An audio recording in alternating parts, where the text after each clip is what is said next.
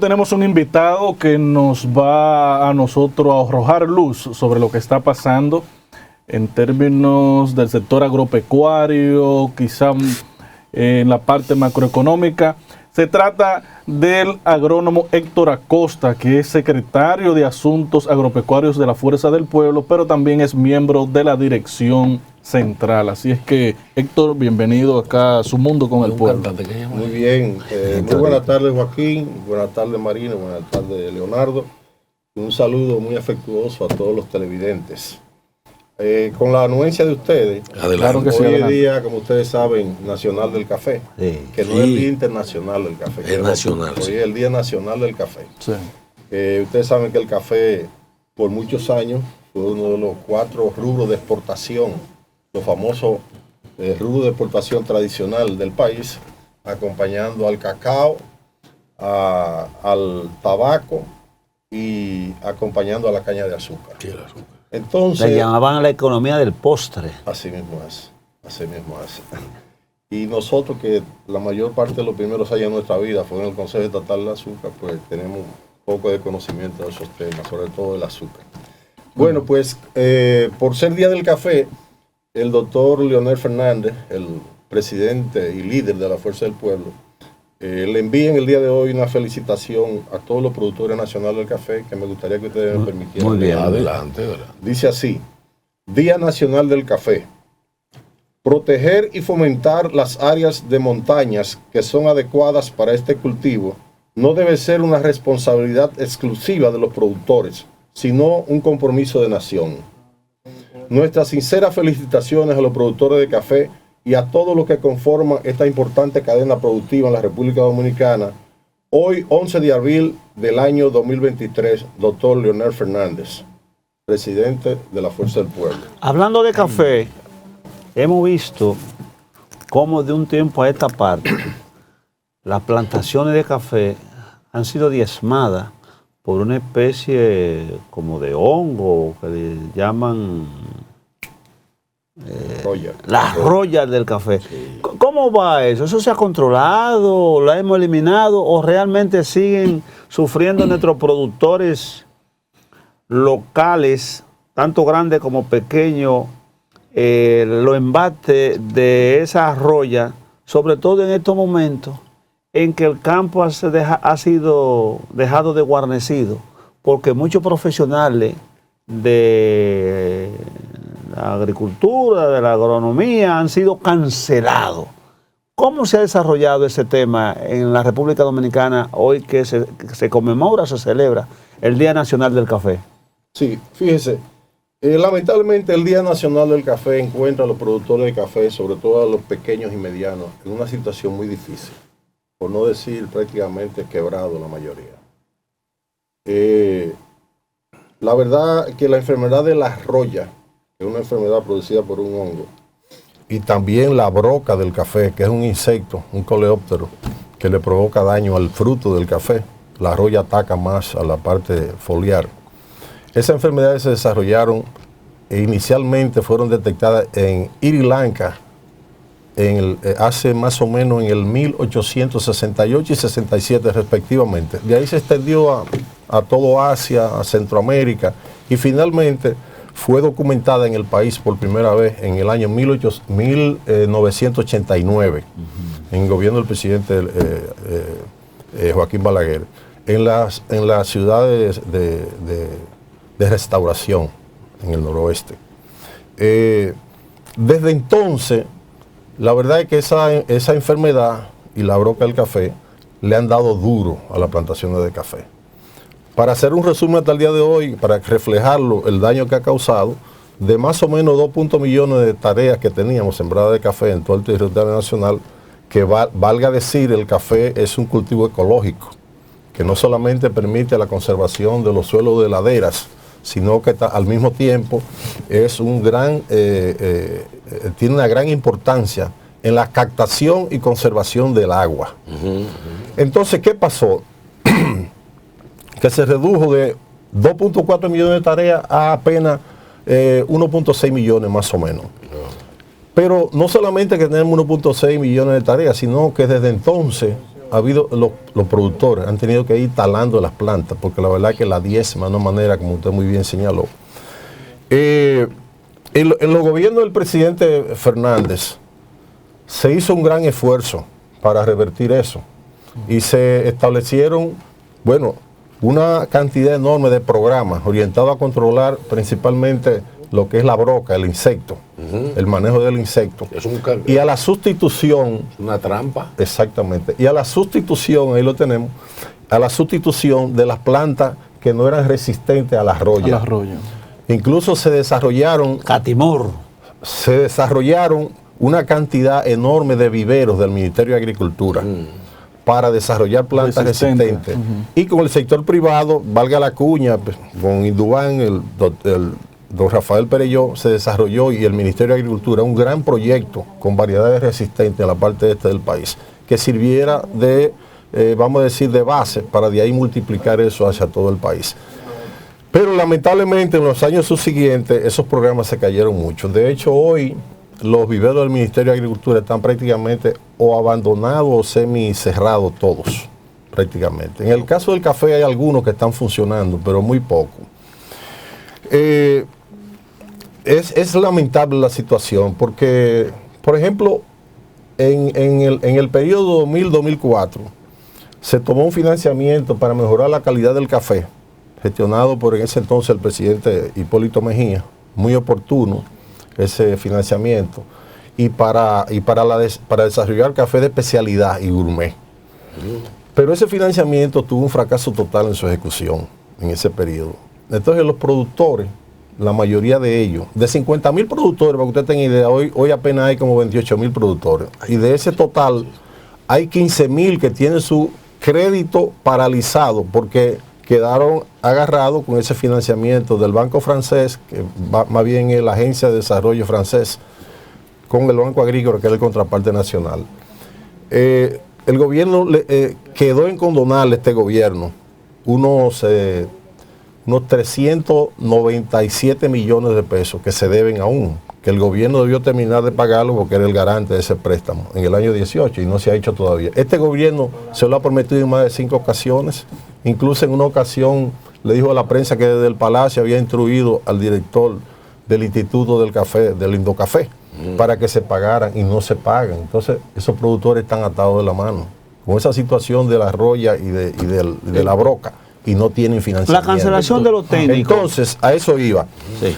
El tema de los viveros tiene que ver mucho con la cancelación. Una de las primeras medidas que tomó este gobierno fue la cancelación de más de 1.000 profesionales del área agropecuaria en diferentes áreas de especialidad. Más de 1.000 en diferentes áreas de especialidad, y todavía quedan más de 800 cancelados que no han sido repuestos.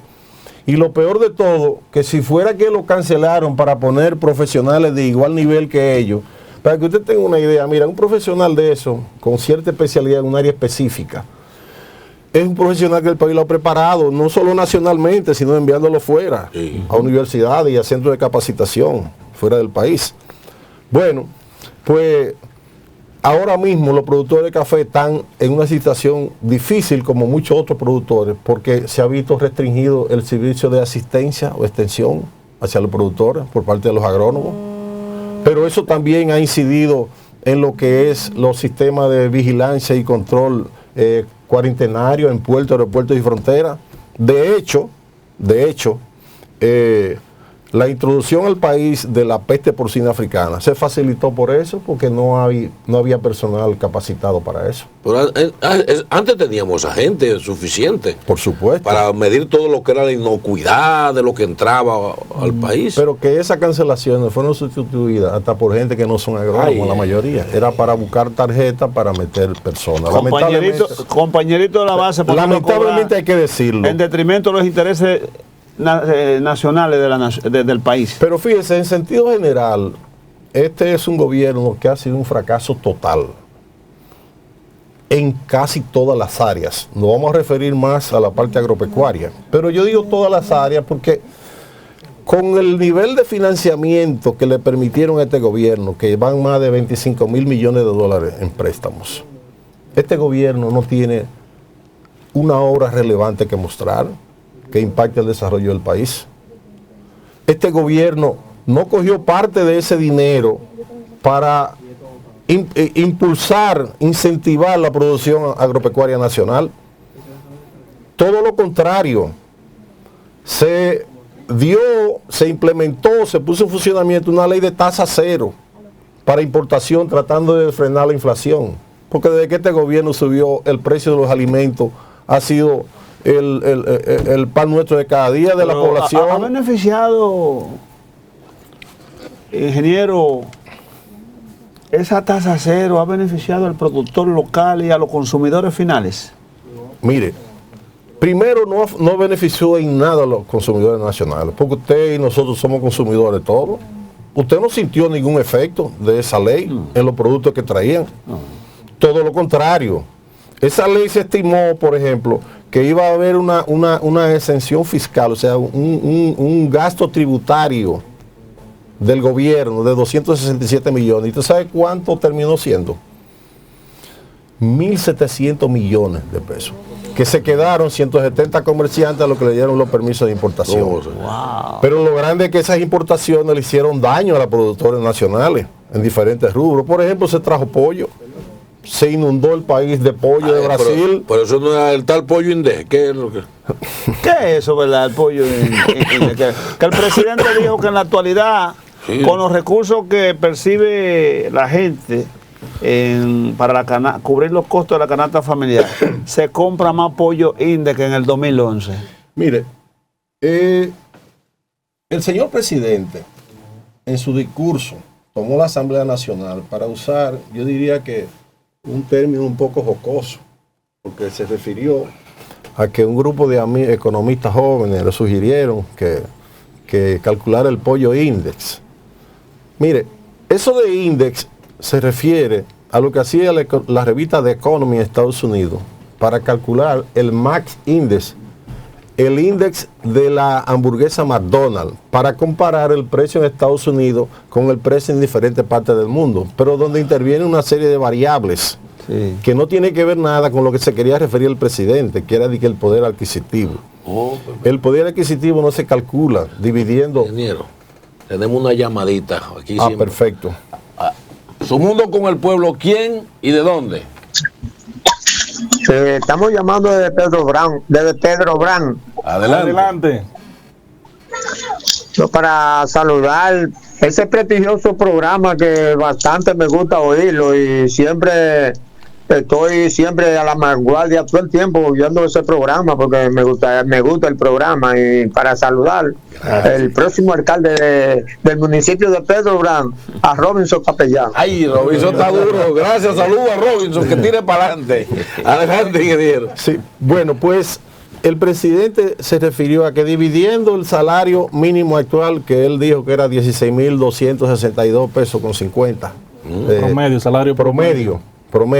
Pero en realidad todos sabemos que la mayoría de los salarios no llegan a ese nivel. Eso es, si usted coge los 3 salarios de las empresas, la grande, la mediana y la pequeña, la promedia con todo lo demás y le da eso. Pero en realidad la mayoría son 12.000, 13.000, 14.000 pesos. Sí. Bueno, pero eso no el poder adquisitivo no se calcula así. El presidente lo que debió hacer fue tomar las informaciones de la institución oficial, su institución, el Banco Central, que dice que a diciembre del año pasado la canasta básica familiar estaba en 25.785 pesos. La básica. Sí, la básica. Que sabe que el Banco Central divide la canasta familiar en 5 quintiles. Ese es el quintil más bajo. Sí. El quintil de los pobres, vamos a decir. ¿Verdad? Del de menos ingresos. Pues si usted divide 16.262,50 entre 25.725, usted se dará cuenta que el poder adquisitivo de este pueblo se ha ido cayendo a pedazos. Eso da 63%. O sea que le faltaría para una persona tener lo mínimo necesario para vivir con un salario mínimo, le faltaría todavía para completar eso un 37% de ingreso. Más de 10.000 pesos. Sí. En esa oportunidad él eligió al presidente Fernández como su contrincante porque se refirió al 2011. Pero en el 2011 el salario mínimo era de 9.905 pesos y la canasta básica familiar de 11.265 pesos. si usted lo divide, eso da 88%. Y la diferencia de 12% para tener el total de la canasta básica familiar del primer quintil se suplía con muchísimos programas que implementó el presidente Fernández, de Supérate, bueno, ahora le pusieron Supérate, era solidaridad, comer primero, y una serie de políticas públicas que se implementaban. Aquí, déjeme decirle, se ha querido escudar bajo la sombrilla de la guerra con Ucrania y Rusia, de que el costo de la canasta básica familiar todo se debe a eso. Eso no es así. No es eso. En gran parte. Indudablemente que eso tuvo un gran efecto en el costo de producción de los productores. Hay que decir la verdad. Pero ¿qué es lo que tiene que hacer un gobierno cuando esas cosas ocurren? Es implementar políticas públicas, no importaciones en contra de los productores nacionales, no importaciones de arroz como hice en el año 2021, que todavía ese excedente de arroz gravita en la fijación de los precios al productor por parte de los molineros. Pero aquí hay mucha cebolla. Le trajeron cebolla viendo la producción nacional, le trajeron zanahoria viendo la producción nacional, le trajeron papa viendo la producción nacional. Es un gobierno con tendencia a las importaciones, porque eso es lo que más deja, las importaciones. Parece que hubo una mala programación entonces. Perdónenme. Digo que lo que hubo fue una mala programación, en el sentido de que si se hace un balance y lo que hace falta, digamos, es ajo, pues ajo hay que traer. Pero si te trae un producto que aquí se está en proceso de cosecha, sí, de los productores, en el caso de la cebolla, que nosotros vivimos eso en carne propia, claro, que vimos cómo los productores sacaron todo su producto, o sea, hicieron a través de un acuerdo entre el Ministerio de Agricultura, los productores y los comerciantes. Entonces fueron y lo llevaron a ellos a sacar esa cebolla y la tenían a plena luz, vamos a decir el día, porque como no tienen capacidad de almacenamiento y le dijeron que la sacara, estaban esperando los comerciantes ahí, claro, y nunca llegaron. Así mismo es. Pero fíjese una cosa grave, por ejemplo, después el gobierno implementó un programa que todavía le debe, podemos hacer un programa. Hay una pregunta en el aire ahí, doctor. Que no Su mundo con el pueblo. ¿A quién y de dónde? Sí, buenas tardes. Héctor Mata le habla de Santo Domingo. Adelante, don Héctor. Estoy viendo el programa, los felicito, y escuché al señor Acosta tratar el tema de la canasta básica familiar. Sabemos que los últimos 3 años, 2020, 2021, 2022, ha habido un incremento significativo de la canasta básica familiar, y el gobierno lo atribuye básicamente a 2 factores. 1, el COVID-19, y 2, ya Héctor lo había mencionado, la guerra entre Ucrania y Rusia. Pero me gustaría entonces preguntarle en ese contexto a Héctor si además de esas causas que el gobierno señala, ¿verdad?, impacto del COVID y efecto de la guerra Ucrania y Rusia, si él considera que hay causas adicionales que han impactado de manera negativa en el aumento de la canasta familiar agropecuaria. Muy bien. Tremenda pregunta. De la canasta familiar, no solamente de la agropecuaria, sino de la canasta familiar en general. Muy bien, muchas gracias. Buena pregunta. Bien, Héctor, tocayo, somos tocayo. Qué bueno que hizo la pregunta, porque justamente estábamos hablando de la guerra de Ucrania y Rusia y los commodities. El COVID, en realidad, hay que hacer la aclaración. Sí. Fue una crisis sanitaria con repercusiones económicas por varias vías, pero en el caso de la producción, lo que hubo fue un cierre de muchas de las cadenas de distribución, que afectó a los productores, pero no que faltó producto en ningún momento. Es decir, que el incremento de los precios no se debe a eso, al COVID. Dije hace un momento que evidentemente la subida de los commodities sí incrementó el precio, el costo de producción de los productores, lamentablemente. Pero lo que quería decir es lo siguiente. Eso se vende como la panacea para decir que la inflación es un problema debido a eso, que por cierto han tomado otras medidas para que no se me pase, como fue que que han subido permanentemente hasta situarla en 8.50, la tasa de política monetaria, para frenar la inflación. No han logrado prácticamente ningún efecto con eso. Al contrario, porque este es un gobierno que todo le sale mal, porque no hay planificación. O sea, esa política implementada por el Banco Central no ha surtido ningún efecto. Yo le hago la pregunta a cualquiera. Usted ha ido al supermercado y ha visto que cuando usted va y compra lo mismo que compraba antes. Cada día usted compra menos. Vamos a ver una llamadita, otra llamadita. Fíjese porque... Otra llamadita ahí, que aquí... Adelante, ¿quién y de dónde? Adelante, estamos hablando con el agrónomo Héctor Acosta. Adelante. Aló. Sí. Adelante. Aló. Le escuchamos. Baje el volumen de su televisor, por favor. Aló. De aquí de San Cristóbal. Adelante. De aquí de San Cristóbal. Yo le hago una pregunta al futuro síndico.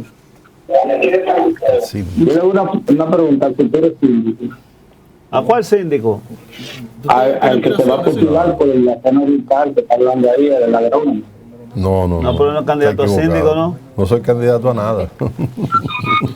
Adelante.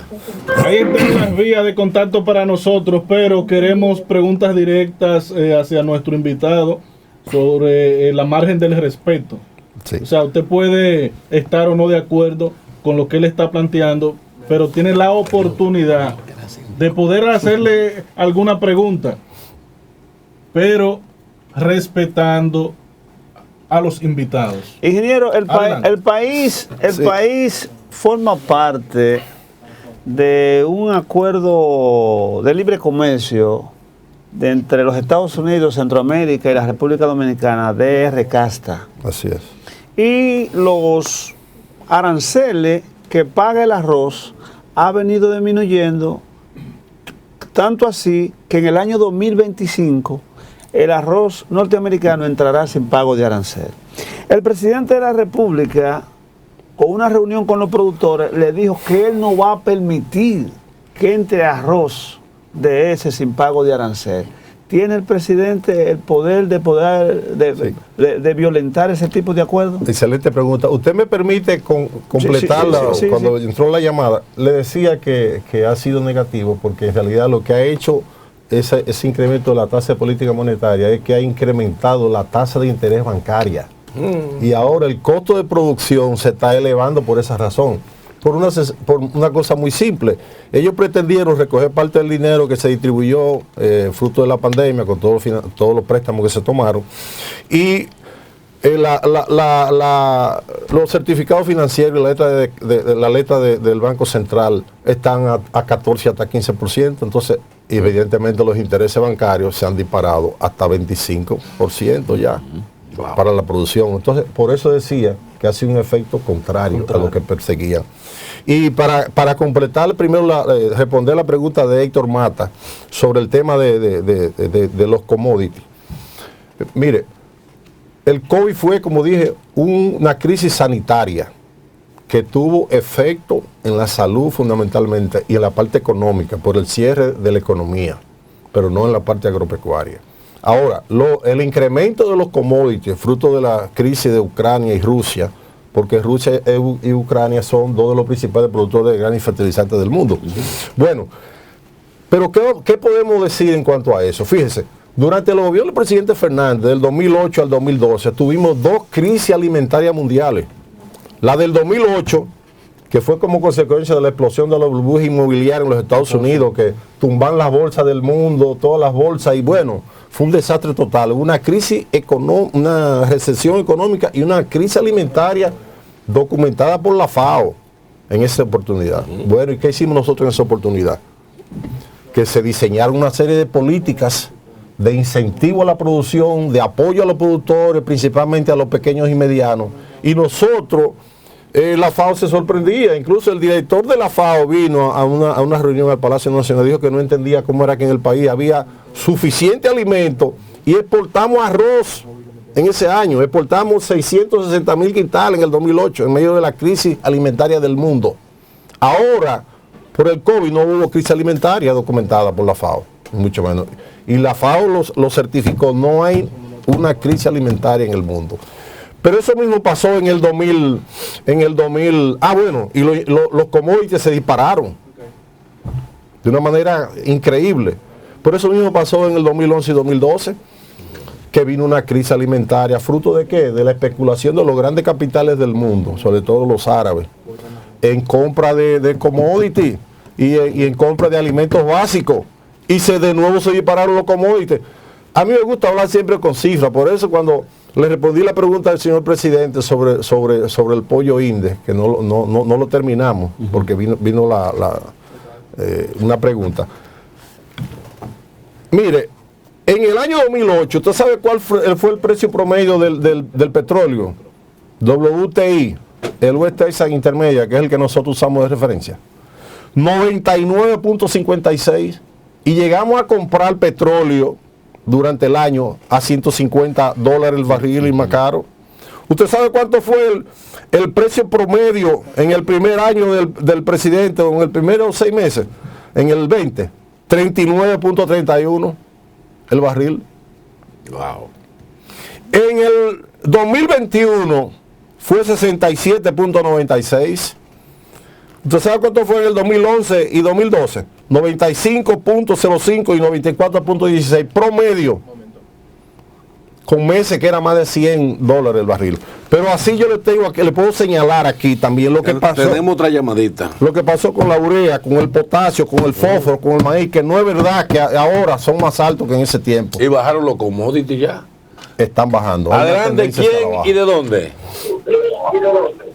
Aló, buena. Sí. Adelante. Buena. Sí. ¿Cómo están ustedes en el programa? Muy bien. Adelante, segundo. Me da una pregunta a Héctor Acosta. ¿Dónde estaba cuando la pandemia? Y dice, el sector agropecuario fue golpeado con la pandemia. Él es ingeniero agrónomo y sabe que en el campo no teníamos el personal activo con la pandemia. Que no ha sido fácil. El gobierno de Luis llegó a un momento muy difícil. Ahora, que no lo quiera reconocer la oposición, son sus problemas. Pero en el gobierno de Leonel hubo mucha falla. Incluso INEP colapsó totalmente. Hizo una siembra de cebolla, se la vendió a INEP y todavía lo está esperando los cuartos de esta señora, el gobierno de INEP. Gracias por su participación. Sí. No, justamente dijimos que la crisis del COVID a quien afectó fue a los productores nacionales. Él parece que no me escuchó esa parte. Que no estaba atento. Sí, no estaba parece que no estaba conectado en ese tremendo momento. Hombre. Don Héctor, entonces se puede redondear en términos generales que el gobierno de Luis Abinader para el sector agropecuario ha sido un fracaso total. Total, completo. No, pero y los 100 pesos la fanega que le dio a los productores de arroz. Sí, 100 pesos por fanega. Los fertilizantes también, sí, que hubo apoyo a través de... Luce muy bonito, pero oiga lo que yo le dije en su ausencia ahora aquí. Leí los precios de los commodities en el año 2008 y 2011 y 12 durante la crisis alimentaria, y fueron más altos en promedio que lo que ha ocurrido ahora, y se implementaron políticas. Pero cuando yo le hablo de política, por ejemplo, que la leche se disparó. Sabe que nosotros no producimos la cantidad total de leche, se importa siempre como el 50, 60%, a veces menos. ¿Y qué pasó que hicimos? Un programa de apoyo a los productores de leche de 3 pesos por litro de leche se implementó durante el lapso que la leche estuvo difícil a nivel internacional, para que los productores tuvieran una compensación. 3 pesos por litro de leche, se invirtieron más de 560 millones en eso. Entonces 100 pesos por fanega de arroz no es mucho. Discúlpeme. Entonces, eso mismo hicimos con las casas de fertilizantes. Le buscamos compensaciones fiscales para que no se incrementaran los precios en esa oportunidad. Y así por el estilo, política de ese tipo implementamos. Bueno, fíjense qué pasa. Eso luce bonito. Bueno, que el gobierno está aportando 100 pesos. Y una fanega, perdón, ¿qué cantidad de arroz para que la gente entienda? Una fanega. Son 120 kilos de arroz verde. También en la línea noroeste se usa la fanega de 100 kilos. Pero normalmente la mayoría es fanega de 120 kilos. Entonces, ¿qué pasa? Fíjese, en el 21 el gobierno importa arroz. Autorizó la importación de 600,000 quintales de arroz, que según información entró prácticamente 1 millón de quintales. Pero se prohibió, a eso se suma. Se prohibió Oiga, Ahora la importación ¿Y los precios del arroz al consumidor no ha subido o sí? No, porque hay un programa de pignoración que estableció el gobierno del presidente Fernández para estabilizar el arroz. Ustedes recuerdan que el arroz era un tema de huelga, de un problema social permanente. Un tema político, cuando el presidente Fernández, pollo también. Cuando el presidente Fernández llega en el 2004, en 2005 simplemente el Programa Nacional de Pignoración, que es un programa en el que interviene productor, molinero, comercializador, pero el consumidor final también. Ahí se establece el precio que debe cobrar cada uno en base al costo de producción y por eso el arroz es un producto estable. Ahora, ¿qué es lo que decía? Con esa importación, más el DERECAFTA, más este gobierno, sin ser necesario, porque hay que decir eso, estaba permitiendo una tercera cosecha de arroz o bitoño. Ahora la prohibieron porque en algunas cosas se están llevando de nosotros. A cada rato denunciamos esas cosas. Tuvieron una producción récord el año pasado. No, por esa razón, porque sumaron las importaciones que hicieron, sumaron el bitoño, que lo que causó fue un gran problema. La importación está dentro de esos 14 millones. Por supuesto que sí. Por supuesto que sí, sumaron todo. En relación, ingeniero, con la promesa que le hizo el presidente a los productores que no va a permitir que en el 25 entre arroz norteamericano al país. Mire, yo me sorprendí cuando estaba viendo el discurso del señor presidente cuando anunció eso, porque la verdad es que los tratados comerciales, como es el DERECAFTA, que es un tratado de por sí más que un tratado bipartista, es multilateral. Sí. ¿Entiendes? Sí. Entonces, esos tratados están por encima de la ley de un país. Atención, país. O sea, usted el tratado no lo puede modificar porque usted tira una resolución, un decreto, no es así. Pero además, lo principal es lo siguiente. El presidente sabe, tiene conocimiento, de que desde el 2008 se empezaron a crear comisiones, que nos tocó a nosotros también, oficiales y privadas del sector privado, gestionando la modificación del DERECAFTA, para que eso no llegara a la degradación total. Nunca se ha podido conseguir eso. Se han creado comisiones por decreto, no se ha conseguido nada. Pero recientemente ya el presidente había recibido que nuestra embajadora en Washington, que estaba encabezando la última comisión de negociación, había enviado una carta oficial al gobierno americano y ya le habían respondido diciendo que el gobierno americano no iba a revisar el DERECAFTA en el término del arroz. Entonces, ya quiera Dios que se pueda hacer una gestión, porque la verdad es que el arroz es un cultivo de tanta importancia económica en términos de empleo. Hay 14 provincias que dependen básicamente del arroz, que sería un éxito que se lograra. Pero fíjense que lo que pasa, en un tratado multilateral como eso, primero los 5 centroamericanos tienen su propia agenda de demanda que quiere que le cambien cosas dentro del DERECAFTA. Cada quien tiene su agenda. Los Estados Unidos tienen una agenda larguísima de incumplimiento del país en otro punto del DERECAFTA, que también quisiera que se lo revisen. Pero aparte de eso, se ha demostrado, y más con la pandemia ahora, que lo esencial, como ha dicho el presidente Fernández siempre, es la alimentación.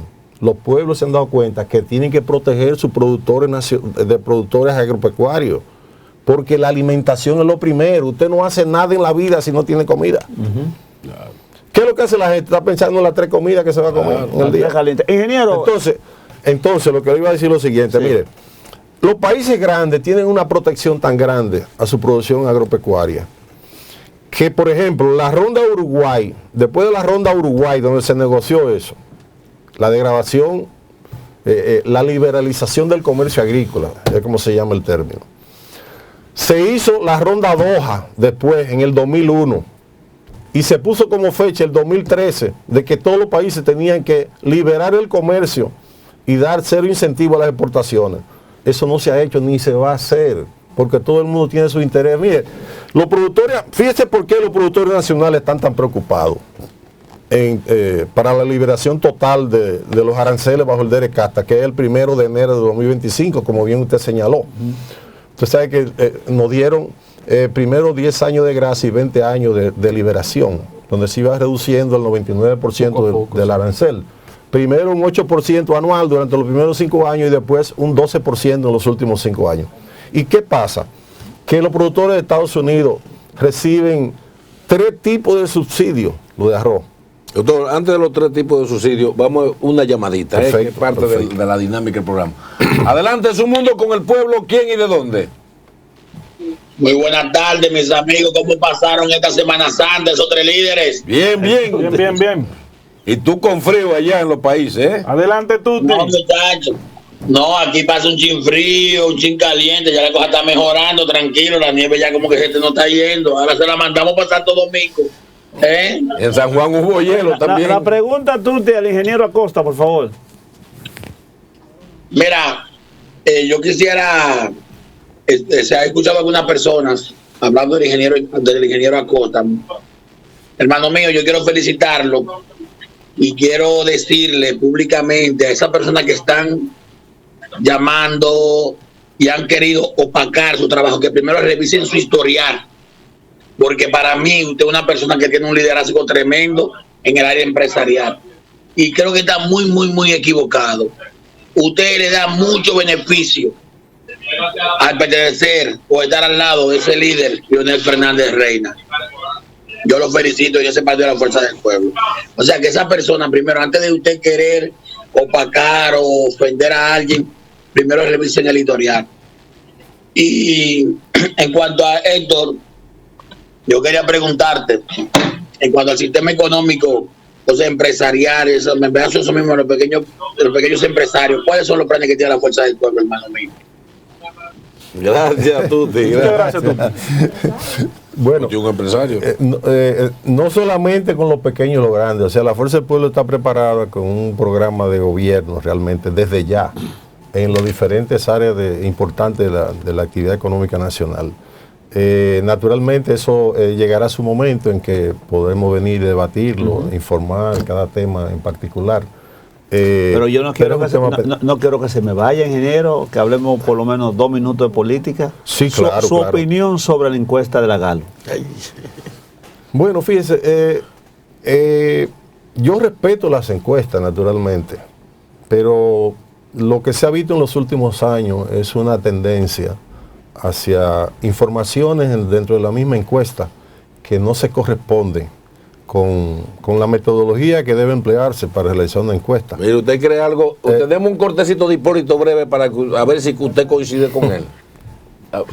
Sí, porque sería bueno para uno ver, ya que estamos en el cierre final, porque Hipólito tiene una visión sobre las encuestas. Quizá puede haber una coincidencia. Estamos hablando de un hombre que tiene medio gobierno en la mano. La mitad del gobierno del PRM la tiene. Vamos a ver, ¿qué dice Hipólito? La encuesta ponen, si tú pagas a un encuestador, te pone los números que tú quieras. Diablo, coño. ¿Y entiende usted entonces que Luis pagó? O pero tú no viste lo que decía. Sí. Y si usted paga una encuesta, usted la paga, tú le pones los números que tú quieras. ¿Tú no te recuerdas una vez que dijeron que el papá de sacaba 1%? 99% y Peña 1%. Bueno. ¡Anda, diablo! Por eso que debemos desacreditar a los políticos, estoy diciendo cosas que... Además, ¿qué importancia tiene una encuesta en este momento? ¿Qué? ¿Cuál? Mire, Hipólito siempre tan jocoso como siempre. Ya nuestro líder, el doctor Leonel Fernández, fijó su posición en cuanto a la encuesta. Y la verdad es, simple y llanamente, yo un comentario muy ligero, el hecho de que usted entra a la encuesta en términos de las preguntas que se hacían, las respuestas que se dan.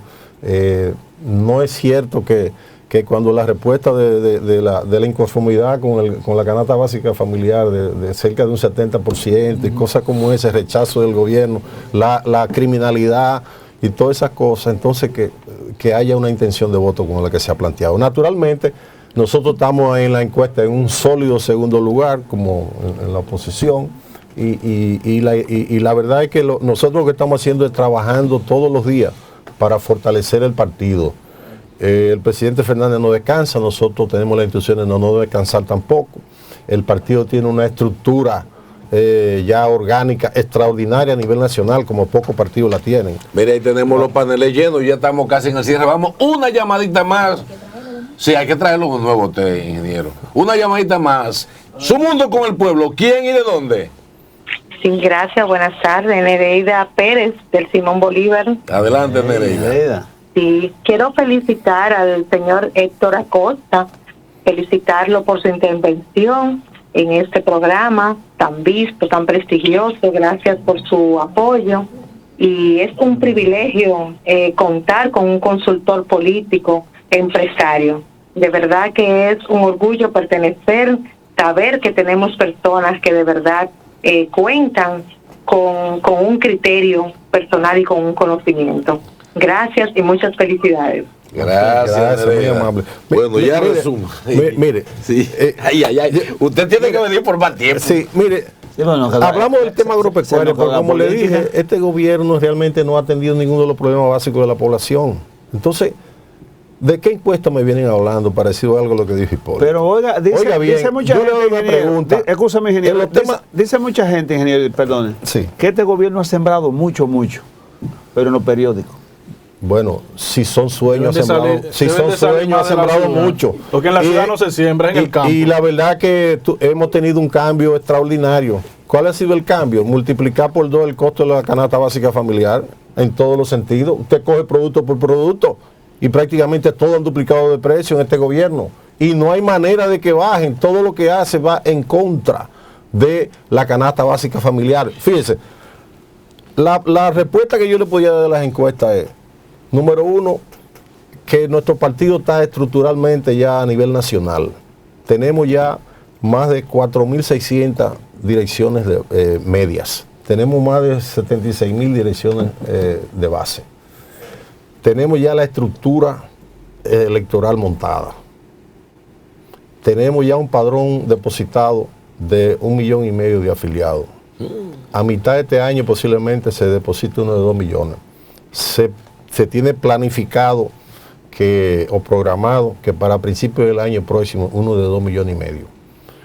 La posibilidad de que con 2,5 millones de afiliados ya en la Fuerza del Pueblo, el presidente Fernández, junto a la gran alianza que se está generando ya, que como ustedes saben ya hay muchas personas gran frente opositor de otros partidos que están viniendo, el general Soto Jiménez con su Quinta República que ya vino para la Fuerza del Pueblo y se está trabajando en eso, un gran frente opositor. La posibilidad de que el presidente Fernández gane primera vuelta son una realidad. Ay, gracias, ingeniero Acosta, secretario de Asuntos Agrarios. En realidad, fíjese, yo soy miembro de la dirección central y vicesecretario de Asuntos Agropecuarios, pero el titular, que es Salvador Chío Jiménez, ha estado aquejado como 8 meses de salud. Y usted lo está sustituyendo. Yo estoy... Tremendo hombre, saludos, Chío, gracias. Va a tener que venir nuevamente, señores, y así su mundo con el pueblo, hermano Leonardo y Caraballo. Terminamos, señores. Nos vamos, porque hasta mañana.